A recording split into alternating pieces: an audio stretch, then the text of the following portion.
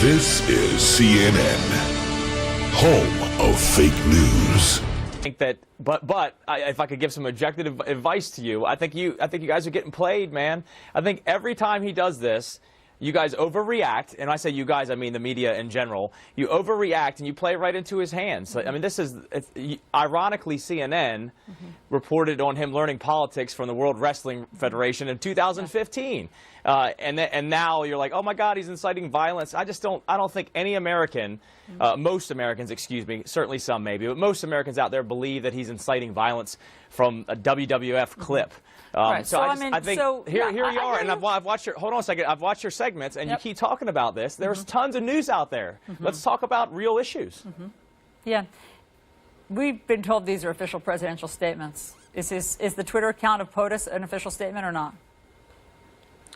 Well, I mean, I know that there's two accounts there. There's one that's unofficial, there's one that's official. The official president of the United States account. So is this a presidential statement? Listen, as I said to you, I would prefer the president not make some of these tweets. I've been critical on CNN as well too. I just think that this plays right. You guys are playing right into his hands. You overreact, and then he's able to use that politically. And I just think that you guys, I mean, you got to start reporting on news. This is not really news. I hear you. I get it. I share your feelings sometimes. What's confusing is when the President of the United States focuses on this. I'll show you how many tweets he's put out that are media attacks. 94 of his tweets are attacks on media versus 29 on the military and what's happening with our veterans. So where's his focus? Well, I think that's interesting, because if you look at the media coverage, and I didn't come here to defend the president, but you're asking these questions. I'm asking your opinion. And when Where's you look at, his hold on a focus? second, I'm going to tell you. When you look at your focus and the media's focus, it's all attacking the president. Way for a couple years, and you mentioned the 35% But we're that he responding had. today to his attack on CNN. Presidency. We're responding to his attack of him punching CNN, Congressman.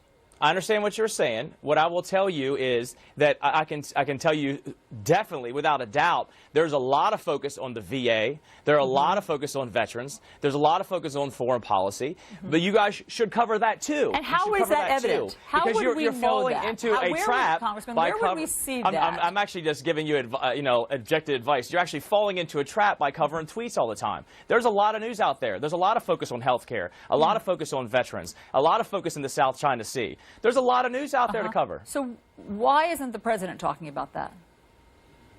He is talking about it. I see him talking about it. We're working with the White House on different initiatives out there that aren't being covered necessarily. Okay. I'm just giving you advice. I think you're falling into a trap. Thank you. I accept your career advice. But I'm curious, are you saying that we should begin now ignoring all the president's tweets? Because really, the vast majority of them are frivolous. As we've shown you with the numbers, you think that we should just start ignoring the president's tweets.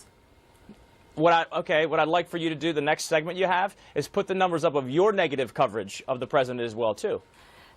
Congressman, that is a, forgive me, crazy suggestion. Why is it a crazy suggestion? Because we are covering the president, your segments. I've been sitting here watching your segments. Congressman. The last 3 ones are all about these tweets. You're not covering the news. Cover the news. And how do we know? You cover the tweets. You should do that. But cover the news too. Good. How do we know when the presidential tweet is newsworthy? You got, like I just said, your whole segments are all about this. Yes. How do we know? Just give me the roadmap. But give me the roadmap. News. How do we know when the president's tweet is newsworthy? As I just said, you've covered his tweet. You covered it over and over and over again. I haven't gotten your response to it. I'd love to talk about the news with you. The reason that I've already told you. I've been critical of the president. Yes, and are you critical of this one? Tweets. Do you think this one was a mistake? Of course. I don't think it makes sense to do that. But that's his decision to do that politically, and he will take either the successes or the consequences of making that politically. But I don't think that should make you do nothing but cover his tweet all day long. You got a lot of other things to cover. I agree. We would love to be able to move on. We wish the president would talk about substance. We wish that the press briefings Well, I thought we were going to come on here and talk about the South China Sea, about voter fraud. But here we are talking about the tweets, the whole segment. You're playing right into the political hands. Basically, I wanted to get your opinion on whether or not you thought this was a mistake for the president and whether or not you think that Republican leadership should speak out against it. So answer that and we can move on to voter fraud. I've already said I'm critical of it. Do you think that Paul Ryan and Mitch McConnell should say something? How about I'm critical of it. I don't think it makes sense. Has the leadership been vocal enough about that? That's up to them to get on your show and talk about that. Okay, I'm not going to, say. Okay, you're not going to give them advice. Got it. Let's talk about voter fraud. So you know that there are something like 27 states that do not want to comply with the White House requests for all of this personal information of voters, including Virginia. What's your response to the secretaries of state saying, no, we don't feel like turning over private information of people's Social Security numbers and addresses and the way they've voted in the past? Well, I think there's two things here. Number one, I believe in states' rights, of course. So if there are states, because obviously we control elections at the state level, and if there is legal information or private information they don't want to disclose, be it via state laws, no problem.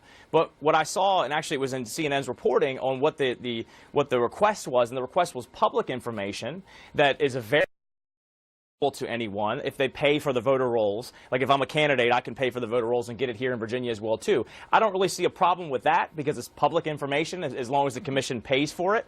But yes, if there is something that runs afoul of state laws, I support the states and not sending that in. Here's what but I didn't see. I mean, as I saw what was on the statement, it said public information. Well, yes and no. I mean, it's private information, but some of it is public, and the White House should be able to access it. If it's available, what the statement said via CNN's story that I read was public information that doesn't run afoul of state laws. I don't have an issue with that. If it was private information, like you said, that ran against state laws, I would not support it, of course. Got it. Here's why it's confusing. Let me just read to you what the Mississippi Secretary of State says about this request. Quote, they can go jump in the Gulf of Mexico, and Mississippi is a great state to launch from. Mississippi residents should celebrate Independence Day and our state's right to protect the privacy of our citizens by conducting our own electoral processes. I think the question, Congressman, that it brings up is why is the White House focused on trying to get the voting histories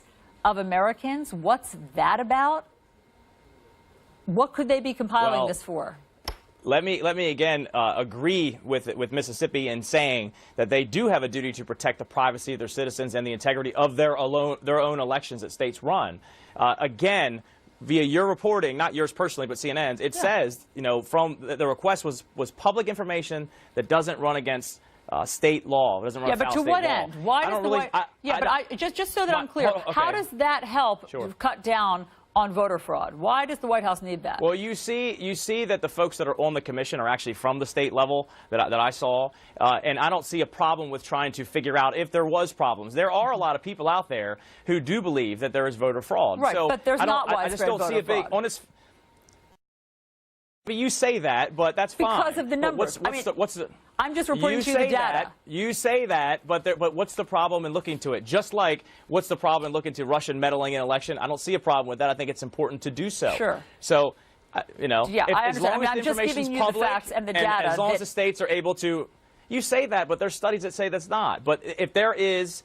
And I'm not arguing if there's widespread voter fraud or not. But all I'm saying is if a White House has the prerogative, if the White House has a prerogative to look into it and they look for public information that's not private, that doesn't run afoul of state law, I don't see a problem with it.